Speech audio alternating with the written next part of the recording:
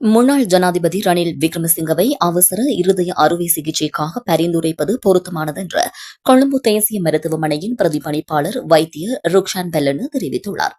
அறுவை சிகிச்சையை தேசிய வைத்தியசாலையில் செய்வதற்காக காத்திருப்பு பட்டியலில் இருக்க வேண்டும் என்றும், அவ்வாறு முடியாவிடின் தனியார் வைத்தியசாலைக்கு சென்று அதை செய்யும் வாய்ப்பு ரணில் விக்ரமசிங்கவுக்கு உள்ளதாகவும் அவர் கூறியுள்ளார். அவரது இதயத்தில் சில சிக்கல்கள் உள்ளன. விரைவில் அறுவை சிகிச்சைக்கு உட்படுத்தினால் நல்லது.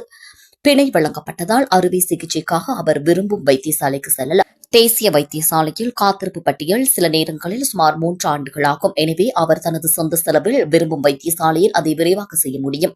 தற்போது அவருக்கு கரோனரி தமனிகளில் அடைப்பு இருப்பதாக தெரிவிக்கப்படுகின்றது. அவருக்கு நீரிழிப்பும் உள்ளதாகவும் சுட்டிக்காட்டப்பட்டுள்ளது.